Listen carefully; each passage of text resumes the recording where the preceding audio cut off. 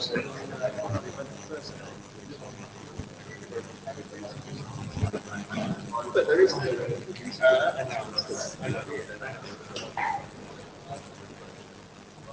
everyone, so we're going to be starting soon.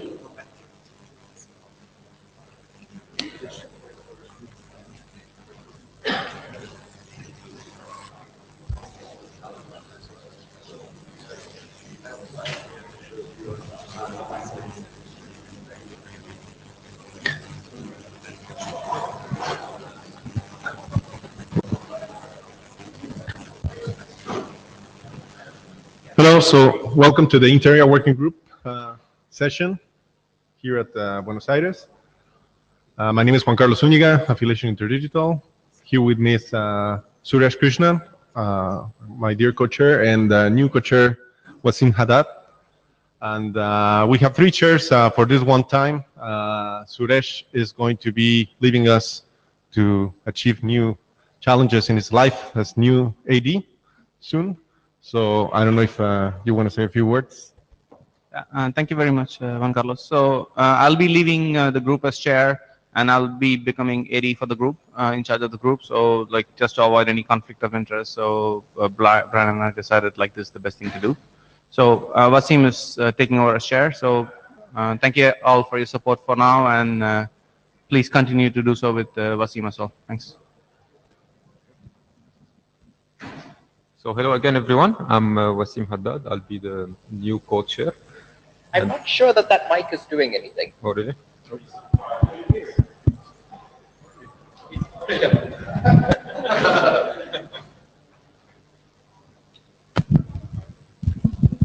Okay, is it better now? Yeah, I think so. Yeah.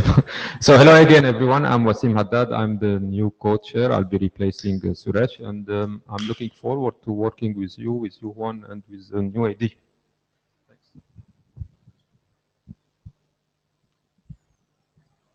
Excellent. So thanks, and hopefully we'll do a good job as Suresh did in all these years as INTAREA chair. Thank you. And one more thing, and thank you very much for Brian for being our AD for so long, and like you did an amazing job, and it's going to be tough shoes to fill. Thanks.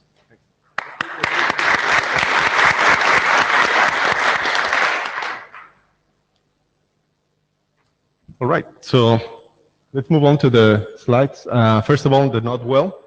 As you know, you should be pretty familiar, but this is an IETF official meeting, so you have to abide by the rules of IETF. So please take note of the submissions and rules, and all material and participations are according to IETF rules.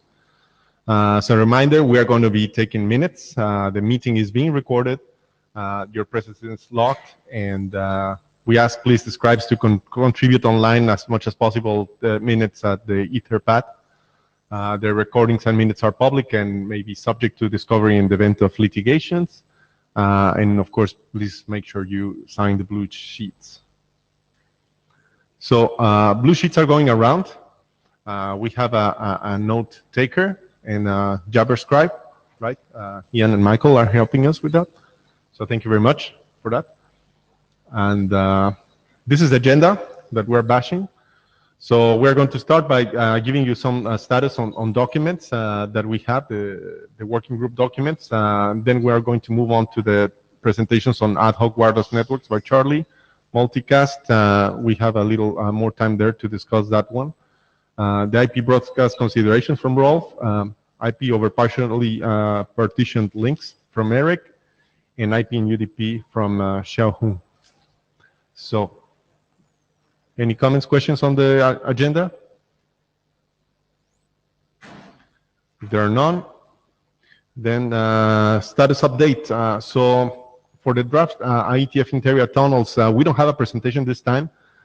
There's a current list of pending issues that the authors have acknowledged, and this is not an inclusive list, but it also touches on augmenting the text, additional notes that they want to add, diagnostics, terminology, pseudocode updates, the MTU topic, the multi-point tunnels, header translations, relation to existing RFCs, and general clarifications. So the authors did a small update and they are expecting to issue a new one after IETF 95. But they don't want to wait IETF cycles to get this reviewed, so they would rather keep discussion on the list. So this is going to be triggered in a few weeks' time, and so please comment on these updates, especially if you submitted comments to the previous one, and we would like to make sure that your comments have been addressed. Moving on, we have the draft INTAREA hostname practice, version 0. If you remember, this one was adopted by the group in Prague. So we have now Christian here, and I don't know if you would like to say something about the status or what you think is the document status right now, Christian? Well, I mean, Dave and I prepared this document for the Prague meeting, and then we had an adoption call, and people told us to, yeah, go for it.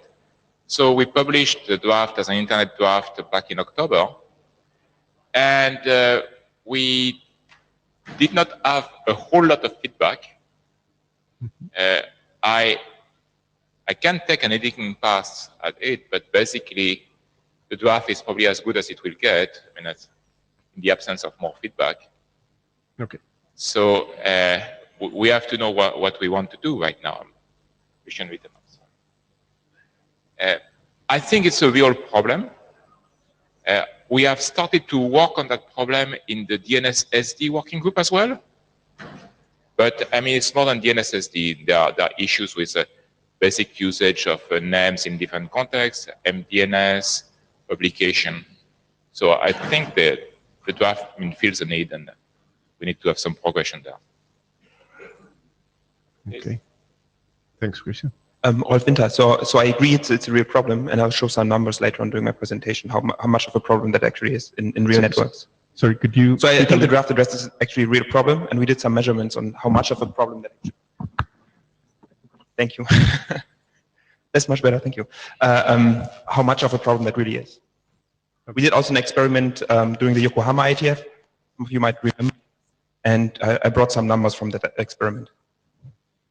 Okay, so the document actually got adopted. It got quite a good support in Prague, but so what we're missing at this point is reviewers. So is anybody willing to take a look at the document and send a review? I think that'll be helpful for the authors and for us as working group chairs to know how to proceed. Let me first ask, how many people have read this document? Can I see a show of hands? Okay, that's not a lot. So we do need more people to take a look. Again, as Rolf said, we believe it's a real problem, and we believe the document is raising good points and proposing good things. So please take a look. We need feedback before progressing with this document. So I encourage people to take a look and send comments on the list especially. Right? Okay, so moving on. The next draft is IETF INTAREA ad hoc wireless, Charlie. And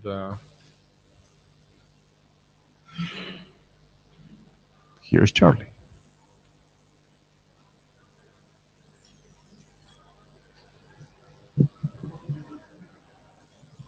Yeah. For the guitar. What now? Maybe tomorrow. How's that? Okay, that's good. Oh, we even have a monitor here. This is fabulous. Okay. Well, anyway, so this was intended to be just a very short update to the draft. We have this draft that's been around for a good while. It was adopted as an INTAREA draft last year. And we did make an update to it. It was discussed about a previous RFC called PILC, performance implications over layer 2 considerations or something. But anyway, that was a very interesting and long draft. But this actually doesn't try to redo any of the work from PILC. It's really motivated by what we had a lot of discussion in the mobile ad hoc network group, and it seemed that there was not really a lot of understanding, especially in a group called AutoConf, about the things that really go on for multi-hop ad hoc networks. So just briefly, the graph talks about asymmetry and time variance, and the fact that if, for instance, up there, A is a neighbor to B and C is a neighbor to A and D is a neighbor to C, doesn't say anything about whether D can actually communicate directly with B or not. Talking to the mic? Okay, thank you. Pardon? Hold it? Well, then at least tell me if I'm too loud when I start holding it.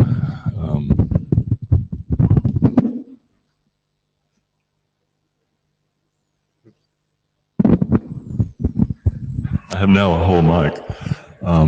So yes, just after three nodes A, B, and C, if A is a neighbor to B and C is a neighbor to A, then it doesn't necessarily at all mean that C is a neighbor to B. And then there's not a well-defined range to wireless communication, so that leads to some difficulties. And basically what it comes down to is that the concept of connectivity is not as crisply defined as it is, for instance, for Ethernet. So what I guess the presentation here somehow isn't like my PowerPoint, because that's supposed to be ambiguous. So the concept of a neighbor becomes ambiguous, and the definition of a link is no longer as crisp. And this has been the source of a lot of, or maybe even megabytes of discussion on various mailing lists. In particular, if you want to define subnets in the wireless domain, you have to be really careful, because you'd like for subnet to mean something about reachability, and it may not always be the case unless you take a lot of care. So that's what has been the subject of the draft now for a good long while. And the most recent modification, revision number 1, we cited RFC 3819, which is the PILT draft, and had some discussion about the distinction between the subject of this draft versus the subject of RFC 3819. And we also added additional text to the security section. And this is because it was requested that maybe we should add a lot of information about wireless security, but that's a huge, huge area, and it would seem, Emmanuel and I really believe that if we try to do that, that'll be a never-ending process, so we kind of didn't want to broach that subject. And with that, I think we're done. Of course, I'm more than happy to make any further revisions that could be suggested and really belong in the draft. But if it is done, then it'd be nice to go to working group last call.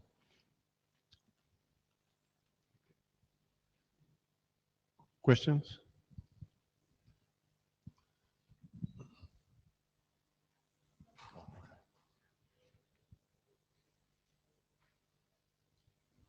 None? Okay, great. Thank you. Thanks, Charlie. So next one, you can stay there, actually. No rest for the weary.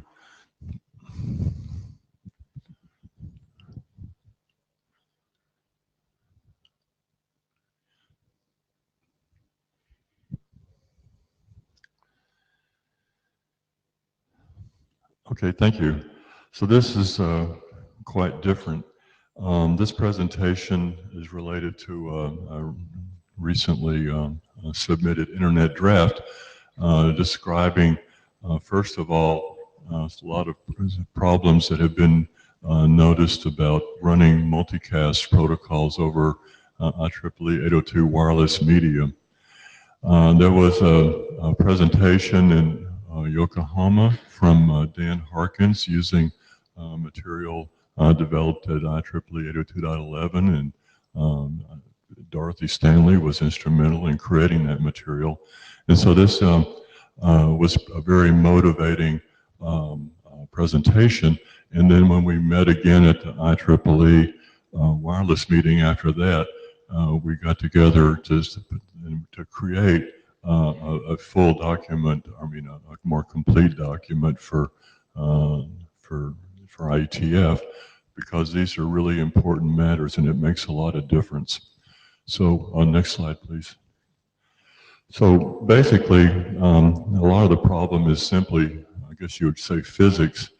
The way multicast works, if you have a group of wireless devices, it usually tries to pick out the power level that would be sufficient to reach all of the wireless devices, which means the most power for the farthest device. And along with that, in the normal case, for 802.11 especially, that means that you really use the lowest data rate. So that's called the basic rate. And so this means that the way multicast really works, and it uses what's necessary to deliver multicast packets to what you might think of as the neediest customer. In other words, all the other devices that may be much easier to establish delivery of the packet, you have to deliver it to everyone in the multicast group. So what it boils down to, especially with the low data rate, it means you actually occupy the medium for a longer time, and the higher power means that you not only occupy it for a longer time, but the range of interference can be much, much larger. In fact, one case that's cited in the draft and in the presentation for November IETF, there's a factor of 100 difference. I mean, you can imagine multicast going at 6 megabits per second, whereas unicast goes at 600 megabits per second. And I don't think that there's I mean, that's just an example. It can be better or worse than that. So that's really a major consideration.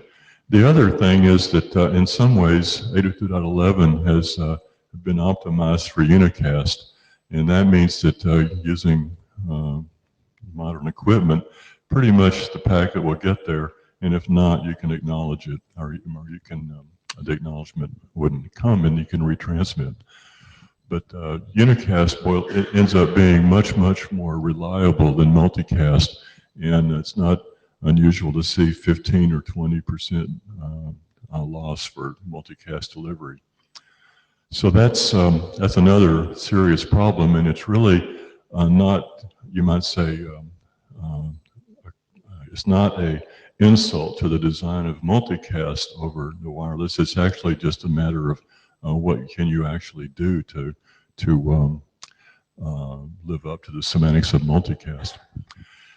So the interference range, as mentioned before, is irregular and time varying, and that means it's more difficult to plan how to mitigate these effects. And lastly, because of the way 802.11 works, if you have an access point and it has serving a collection of customers or stations, then that can be bridged into the wired LAN, and all the problems that are coming from the wireless segment of the LAN affect the wired segment too. Next slide, please. So, first thing I want to say is that we wanted to get the draft here, and it's not complete. There's quite a few parts of the draft that if you look at it, you'll see there's blank space there. But this is more or less the organization of the draft. And so our intention is to get feedback from the group here and then continue to add relevant text as the draft progresses. So roughly speaking, we want to talk about the issues at layer 2, pretty much what I just described on the previous slide, and then talk about how those really affect various IETF protocols. IPv4 uses multicast for some things, and IPv6 uses multicast for a lot more things. So that means that V6 is especially vulnerable to these problems, and so we hope to spend a lot of time discussing that relatively to make a lot of examples. So as a result, some multicast protocols have really been disabled on the Wi-Fi. And then I want to specifically mention Warren Kamari sent us a lot of text after we had met at the IEEE meeting last year. And so there was a lot of interesting discussion about the effects of people trying to, well, I guess they're scanning to find out all the information they can about who's using Wi-Fi and who's not. So I'll describe more about that later. So taking material from the November INTAREA presentation, I have these several bullets about existing layer 2 optimizations that have been done for 802.11, and I'll describe those next. And then after that, I'll talk about what can be done to mitigate the problems from the spurious neighbor discovery. Next slide. So proxy ARP is a good idea. It's specified in this document from 802.11 2012. And since the AP means access point and STA stands for station, and this is IEEE terminology for access point and a wireless device. So since access point is really the connectivity manager for the wireless devices, it has information about the MAC addresses and all that sort of thing.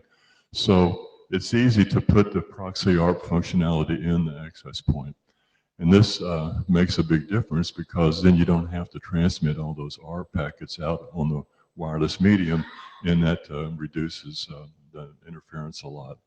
So the access point responds to the ARP request, and in addition to reducing interference, you also let the wireless device sleep longer because it doesn't have to wake up to answer the ARP request.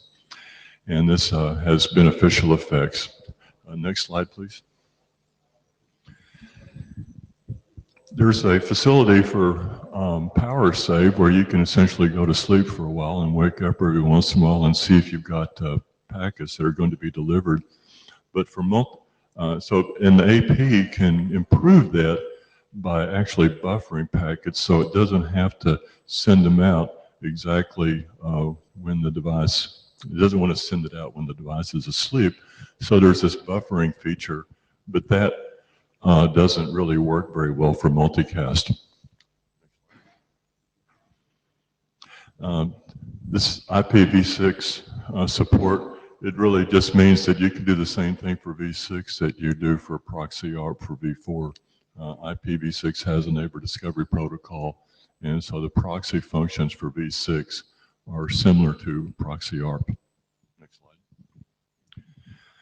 So there's a couple of other engineering efforts here to improve or decrease the problems with multicast. One's called directed multicast service, and it really is an instance of a time-honored technique for turning multicast into unicast. So for instance, if you, on any network, if you just had a multicast group with only one receiver, you might as well use unicast. And if you had a multicast group with two receivers, well, you might use two unicasts instead of one. I mean, one multicast. And this has been done a lot for wireless networks. So for 802.11, they did this within the standards mentioned down there, 802.11v, and it has mechanisms that, by the way, that AMSDU, I should have expanded that. That means Aggregated MAC Service Data Unit. I hate having all these acronyms, but that's what's there. Yes, question, please. You haven't quite got to where I drop in. I'm sorry? So I was just going to say the last line, not currently implemented in products. I think the standard Sorry, version, could you state your name? Oh, sorry, Andrew McGregor at Google. I think the standard version of this is not widely implemented, but this technique is still used. There are, I know of a couple at least of products that do this anyway, despite the standard. Okay, well, I'm not, then that is, so I'll, so why don't, can you send us more information about that? We'll update the draft with that. I will if I can track it down again. Okay, all right. Yes. Yeah, just Michael Abrahamson. Yeah, so in response to that is, it might be, there seems to be two classes of products at least. One is like consumer Wi-Fi access point, and one is enterprise. And the number of functionality in each is vastly different. So when this is not widely available in residential products, I guess. Yeah. So. And if I may, I interject here as a co-author now. Indeed, I think that's one of the issues that we are looking to improving in the document to specify what is actually implemented. Besides the standards view, the issues, the current solutions, what your point is very valid. Right now, there's two very different implementations from the residential and the enterprise arena. So it's worth documenting those so that people understand whenever they experience issues, what exactly is that the type of deployment that they are working on. Thanks. Donnelly Stick with Huawei. Just a quick thing. When you're doing very high bandwidth transmissions with .11, so you're doing a lot of aggregation, the amount of time it takes to seize the air channel becomes a larger and larger dominant thing. So that if you have a moderately small number of stations, it's vastly more efficient to include copies of multicast traffic in the unicast aggregations being sent with other unicast traffic to each of the stations, and many higher end access points do that. Well, of course, if the purpose of the multicast is discovery, that doesn't help at all. But if it's actual multicast traffic, then that'll do you. Okay. Actually, that brings up something, in case I forget. There's a draft about mitigating problems with multicast with MLD. And so that text needs to go in this draft, but it's not there yet. So that's relevant to what you said. So I think that's it for that slide. Next slide, please. And then the last thing is the problem I mentioned before, whereby unicast traffic can be acknowledged and retransmitted if necessary, but multicast is not. Well, this group cast with retries is an attempt to go back and put in some sort of acknowledgement structure for multicast. So you can either question, please. Yeah, Michael Abrahamson again. I think this was also this is a function that is needed both on the station and on the AP, right? So it might be good if you could, when you're writing that text we're talking about, that you include this is an AP function, AP only function, and this here is something that the stations and the AP needs to implement for that to work. I think that's a very important distinction also when you look at how long would this take to get deployed. Because if your function needs to be implemented in the entire ecosystem, then it'll take a lot longer. That's a good point. Right, that's an excellent point. Thank you. So I want to try to remember that. Because yes, this is right. Even if the AP can do GCR, it doesn't matter, right? I mean, it may not matter because there's only how many billion 802.11 devices out there that don't do it yet. So anyway, there's a block acknowledgement mechanism that's defined as well. And so you can, but it still doesn't perhaps approach the reliability of unicast. And that's an important point because especially for control traffic, it would be nice if you had a reliable connection. And so using multicast for control traffic or control signaling should be thought about very carefully. So even if it does work, it could be that using this technique causes too much latency for some sorts of application flows because you can see the steps that you have to send out the request for acknowledgement and then wait for the acknowledgement to come back and then retransmit any missed frames and then after that you can start delivering whatever frame came after the multicast. So anyway, this has, you might say, logistical problems as well. Next slide. So I'll spend a few more minutes talking about this problem with spurious neighbor discovery. Spurious in the sense that someone out there is trying to maliciously discover things about the network that they, that they don't really need to know. So the problem is severe though, because they've here at the IETF measured these spurious attacks, 2,000 broadcasts per second, and that's really not very nice. So some of the techniques that have been put into place or considered are for countering these spurious neighbor discovery attacks. I've listed them here. There's a bit fuller description in the internet draft. There's something called ARP sponge. So that means that you have the AP can pretend to be any device out there and just answer. And so if the AP, let's say it this way, if the AP makes it seem that no matter what ARP request comes in, it gets to have ARP reply, that means that there's no information about the actual structure of the network being disclosed. And not only that, but the ARP requests are not interfering with the actual operation of the wireless. Negative ARP cache is similar in some way that you keep track of which ARPs have failed, and then if one of those comes again, then you don't transmit it into the wireless domain. You can keep track of which addresses have been, for instance, if your devices in the wireless domain have MAC addresses all in a certain range, then you can just not allow any requests for MAC addresses outside that range.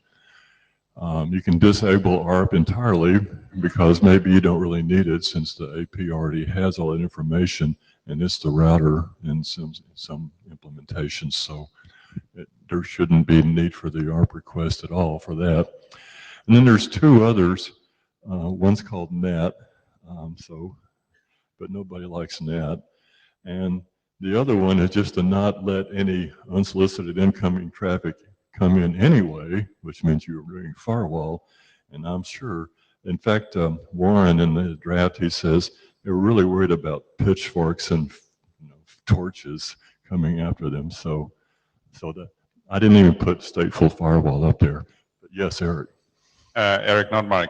So there's another one that has been discussed over the years in 6-man, which is in the efficient ND draft, which is having some form of address registration, right? Where the host would actually register their IPv6 address with some entity in the network. And if you do that, you actually, it's similar to the AP already having the ARP cache entry. You can actually maintain that. That's another potential venue. There's been concerns around making that type of mechanism mandatory as opposed to being an optimization. Okay. Maybe, is that described in a draft somewhere?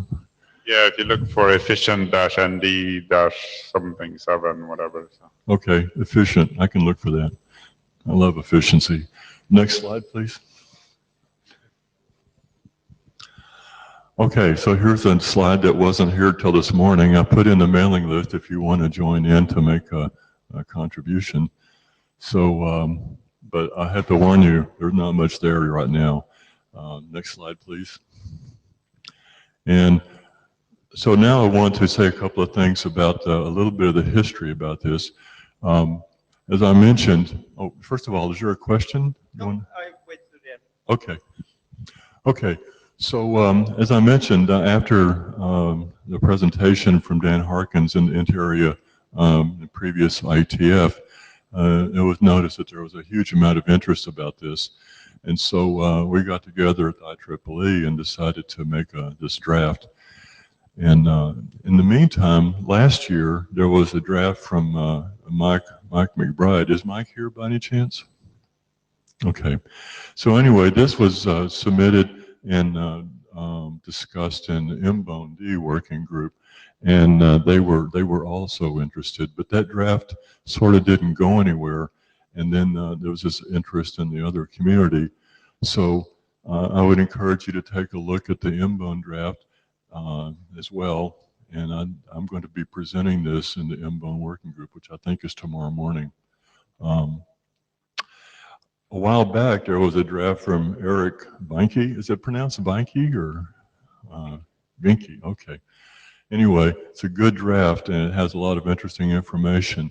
It's not really specific to wireless, and not to 802.11, but it's definitely worthwhile to take a look at. And then there's a charter item in PIM to submit solutions for IGMP and MLD to adapt to wireless link conditions. And I think the MBOND meeting tomorrow morning is also a joint meeting with PIM. So anyway, I expect there will be some interest on this this general area. I think that's my last slide. Oh. I'm just cutting the line right after Marshall Kumari.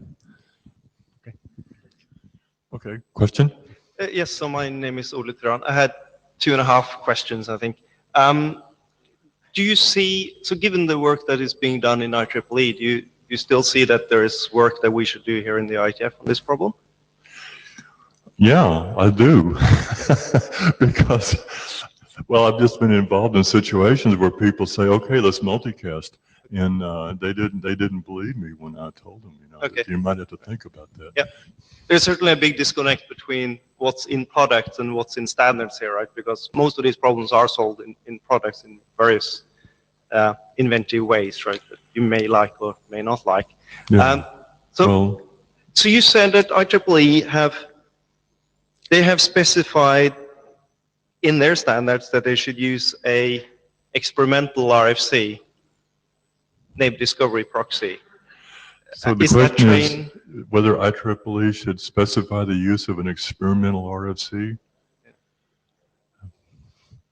You know, they've got a lot of rules, but I don't know the rule on that. I mean, I guess if they specified the use of an experimental RFC, they would just say what it is they want you to do and put that in there.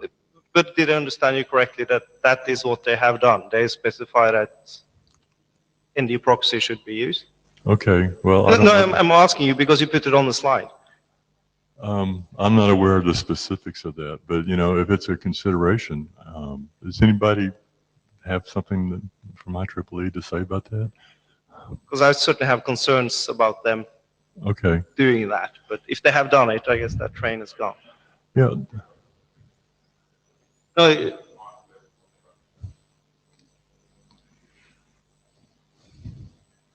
Tim Chang, 2 points or questions. First is whether you want to consider also things that are perhaps more technically broadcast, or things like the beaconing that access points do. You have lots and lots of SSIDs, for example, the performance can go down. Maybe that affects multicast as well. I'm not sure. So is that worth considering? I'm sorry, there's a little bit of echo in the room and my hearing is not as good as it was 15 years ago. So can you say exactly what it is that you're requesting that we consider? Well, I'm just wondering whether when you have a network with lots and lots of SSIDs and there's lots of beaconing going on, you could, there's studies that show how the performance of the whole Wi-Fi system fails or deteriorates, sorry, I've got a bit of a cold. Is that something you want to be considering here alongside multicast, the various broadcasting that can be happening as well? Is it related, do you think?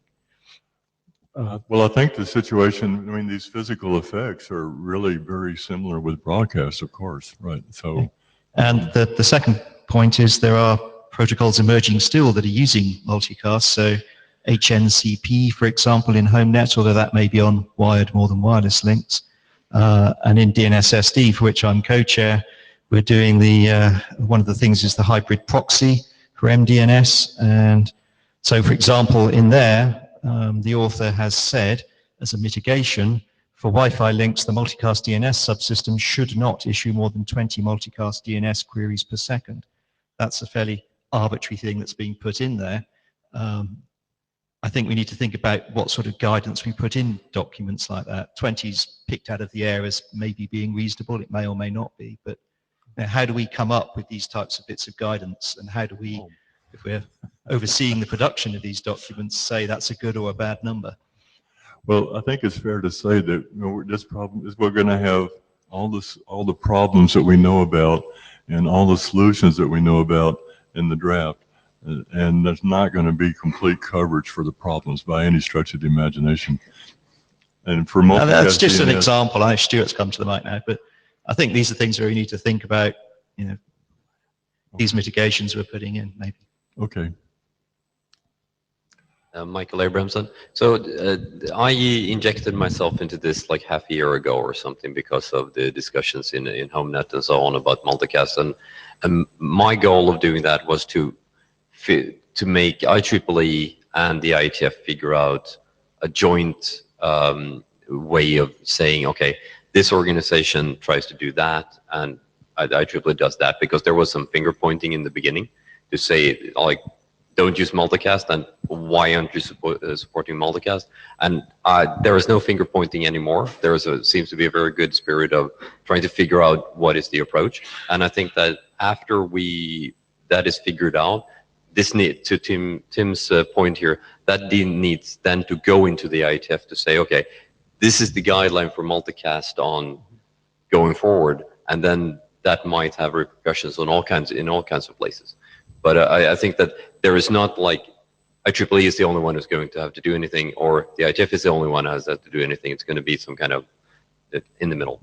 That's a good point. And in fact, this is one of the topics on the IETF IEEE Coordination Committee. And I guess they have updates about that at every meeting. Question. So Warren Kamari, Google, and also part of the and also part of the IETF NOC team. So I stood back up because somebody said that they'd heard that some folk thought this wasn't really a problem. This is sort of the audience participation portion of this. Who all came to the Prague IETF meeting?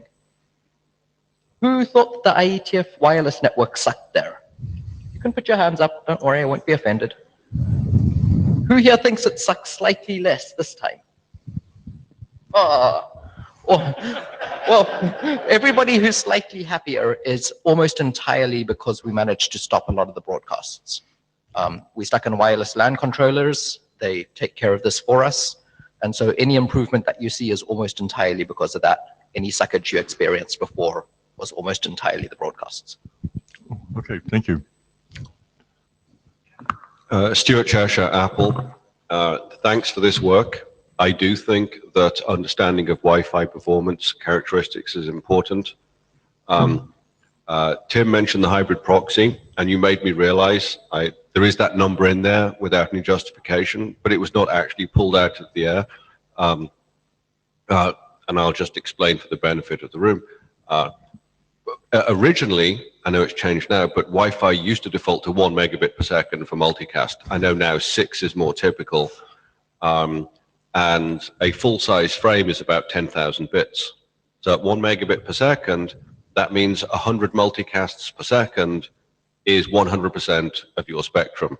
Right. So I picked 20 as being ballpark. If you're wasting 20% of the wireless spectrum, that ought to be an upper limit on how much you're willing to consume. But when we're used to a world of gigabit Ethernet that can carry 1 million packets a second, it takes a mental readjustment to get used to the idea that 100 packets per second is in fact all the capacity. That's like, if you can make that point quick, please. Yeah, Tim, just a very quick point. So that does remind me, that's one of the things you could mention in the document is if you're running V6 only, you have an advantage in that you're not doing a V4 and a V6 bonjour message, because bonjour will typically ask the same question over both protocols. Gabriel? Gabriel Montenegro. Please. So yeah, thanks for this presentation. I've heard some actually pretty compelling arguments saying, you know, just give up on multicast and wireless and solve it at the application layer. That's a viable alternative. I think it's worth at least documenting the issues, what efforts are going on. Maybe there's definitely improvements that can be done. And talking about those, I didn't notice in your list, we have a document in 6.low recently adopted, could be applied to .11 as well, called Backbone Router. So Pascal has been working on that for 3-4 years. There's some implementations of that. So that's another one you might want to think about. It's reminiscent of the ATM Mars solution. You have a unicast type solution out of some other node in the network. I also was wondering about the power save solution, which you have buffering. And if you have buffering, then you might have a buffer bloat problem. I know there's been presentations in IEEE about precisely buffer bloat and using CODL or FD CODL or whatever.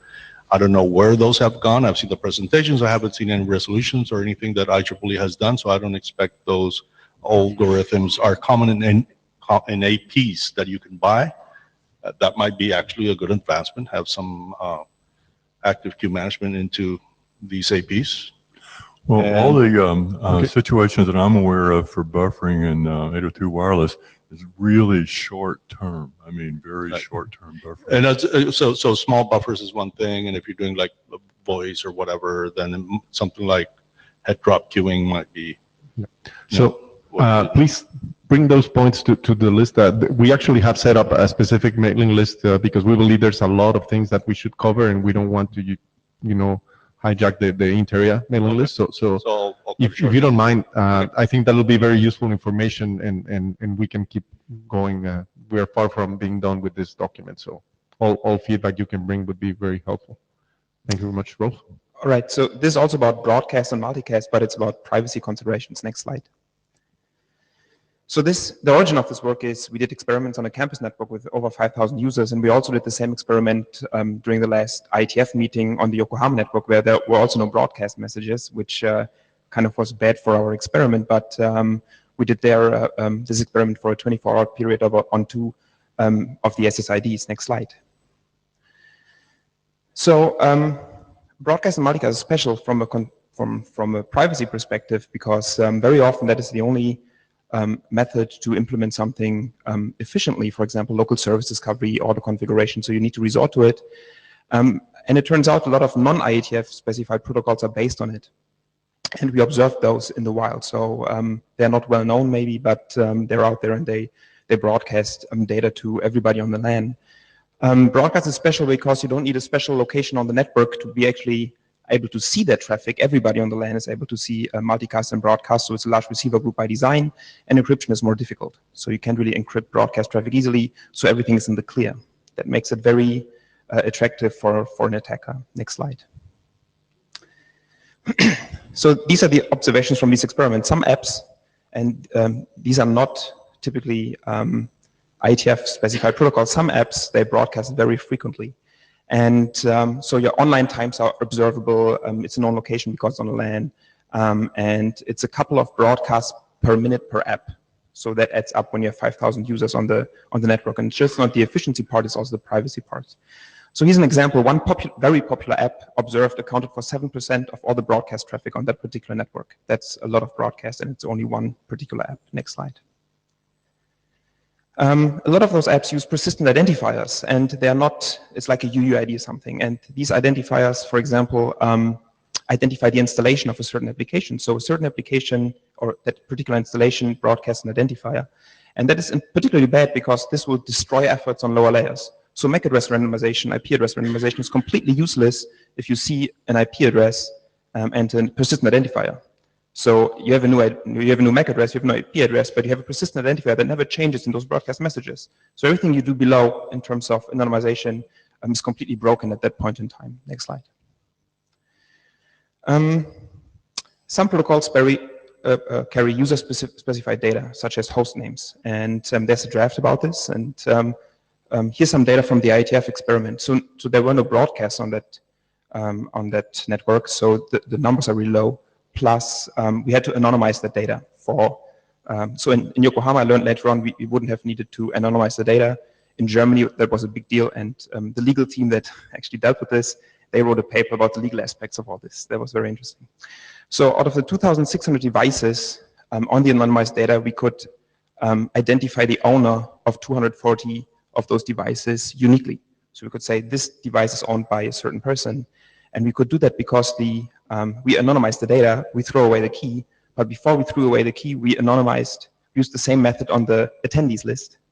And so we just matched tokens, and we could say, okay, this person that has a last name and it's unique, and we found the same token in our data. So we could say at least 240 of those devices, we could identify the owner.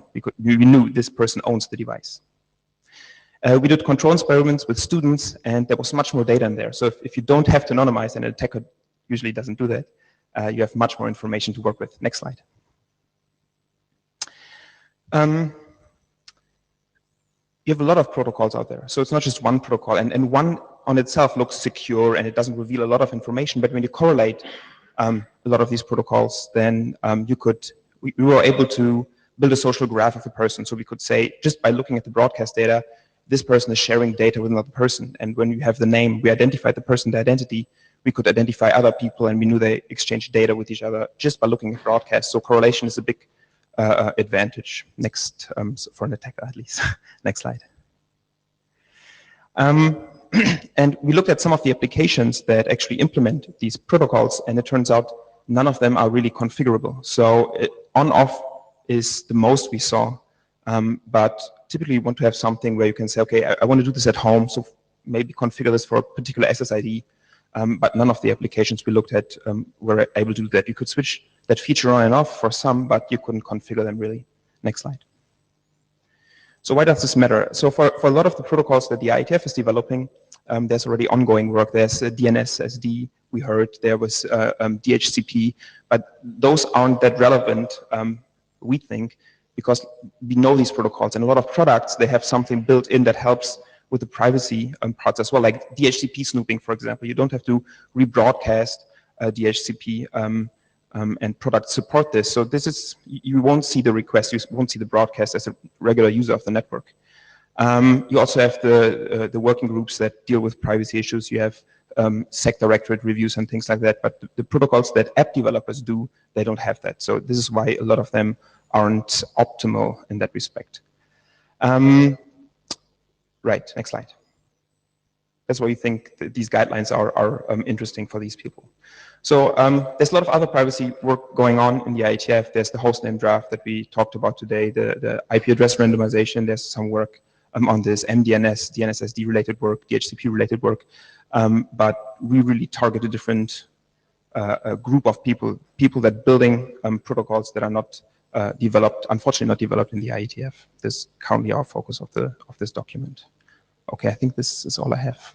Okay. Any questions? Thank you. Are there any questions?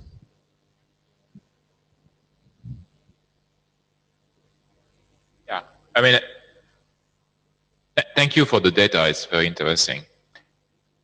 When I look at that, this problem of apps doing their ad hoc multicast things, they are typically doing discovery, and basically they're trying to solve like, who can play with me, or who can talk to me, or something like that. Mm-hmm. And ideally, we'd like them to use an IETF developed protocol to do that. They can basically benefit from the engineering work done in the IETF. Did you have any contact with app developers to understand why they were not doing that? That's a good question, but I don't think that always helps. So a lot of, so I'll give you an example. So there's one protocol out there that is broadcasting very frequently an ID and some other information, but an ID, but they need that locally in the network. And if they don't change that ID, that has nothing to do with which protocol they're using. Even if they use MDNS or a DNS-SD for that, if they never change the ID, it doesn't help because it's always going to be in the clear. And it will destroy. So the protocol mechanics are not that important, but they need to be aware that they need to change the ID once in a while. And they need to do that at the same point in time when the IETF decides to also change, or the IETF protocols or OS developers decide to change the MAC address and change the IP address. That is what they need to know. Change the ID and change it when the other IDs are changing as well. Yeah. Okay. We'll take it offline. Okay. Just a quick question. Are you planning to do any updates to the draft right now, or? I think we do. We also have a paper under submission with more data, also from the larger network. And that was more interesting because there was broadcast data on the network as well. Okay, thanks. So next time we'll see how we progress. Next time there will be more meat to the draft. Thank you. Eric, please. We are running out of time, so if you could be quick, it would be appreciated. It's just 2 slides, unless there's questions. So I talked about this draft at the last IETF. There were a few comments, and there was one comment that came last week as well. So I've done one update to this document, which is to the first one that Dave Taylor brought up about reference to the proxy ND RFC. So I added some text about this stuff. We don't actually need it. And because in these networks, when there's multiple routers, the proxy ND thing sort of assumes that I have a notion of an uplink and a downlink, and you don't actually have that in these topologies. You can't say, sort of avoid loops using the mechanisms that are in that draft. But the main thing is that it's not needed, but the reference is there. There was a comment saying, is there a place to put something about MAC learning timers and ARP ND timers in this document? And I think I responded to the email saying, well, it doesn't quite fit, but maybe it's possible to find a place to fit it in there. So just pointing this out, it might not be unique to these particular sort of private VLAN and similar networks, but it's probably useful to flag as here's another thing you need to be aware of when you're running IPv4, IPv6 on these networks. So I'll go look at a place where I can put some text in. And there was a comment on the mailing list last week.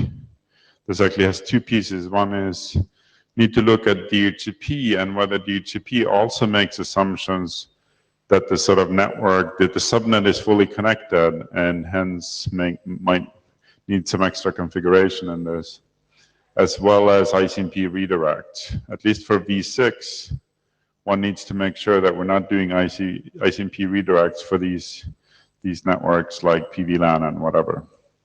And those are things I plan to do in version 4. So I don't know if there's any other questions or comments, or that people have read the updates to this document, but we could do that here now, or sounds like on the mailing list since we're short on time. Yeah, I think, yeah, we've discussed that in the past, and probably the mailing list is the best place to continue the work, especially we're running out of time. Yeah. But yes, please take a look at this document, because after those updates, chances are we're going to be starting for a cool column of adoption. Thank you very much, Eric.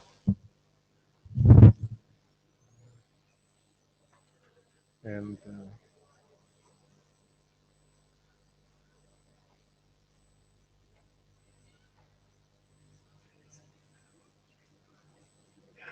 last but not least, sorry, just have 3 minutes. Hello, everyone. I'm Xiaohu from Huawei. This draft is about how to encapsulate IP traffic over UDP tunnels so as to improve load balancing efficiency. Next slide, please. RFC 5640 describes a method for improving the load balancing efficiency in a network carrying software services over L2PP V3 or GRE tunnels. The approach describing this RFC requires core routers to do hash calculation on either L2PP V3 session ID field or the GREK field. This approach is not widely supported by the existing core routers.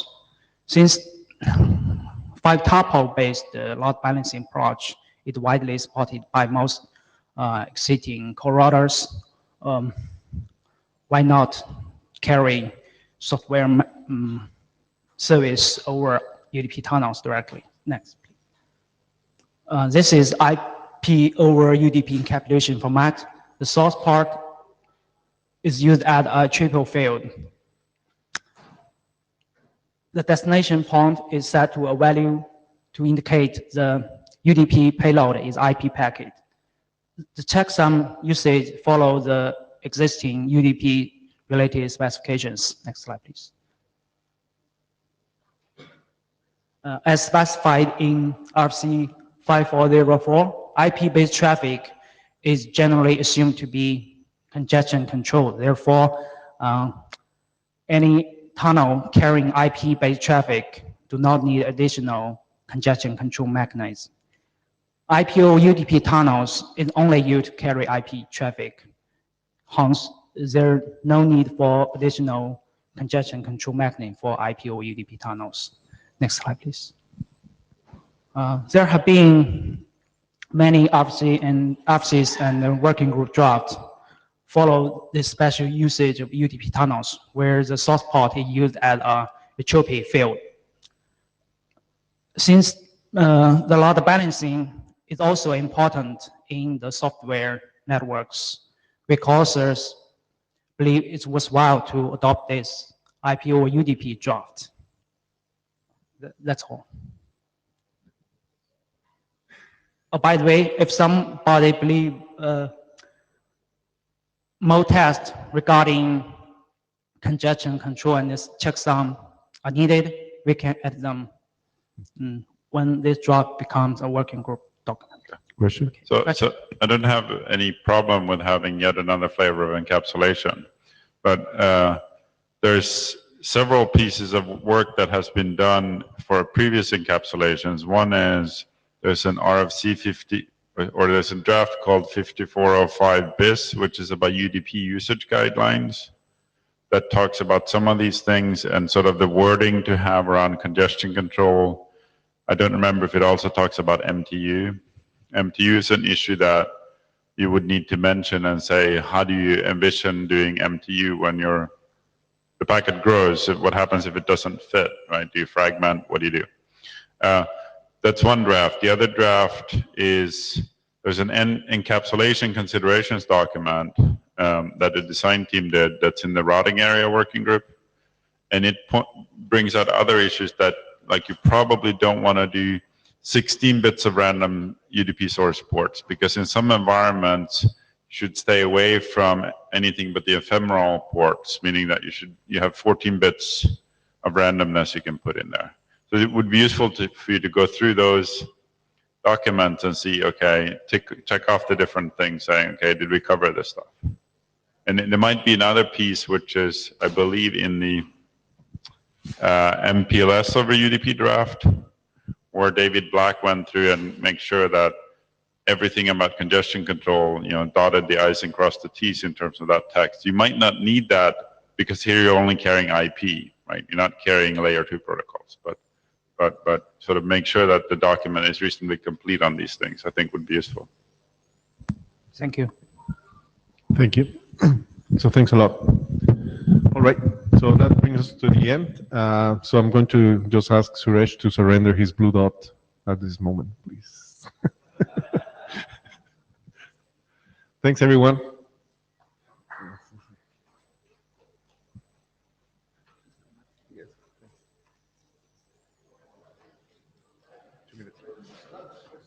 We sacrificed this one, but it was for the sake of multi.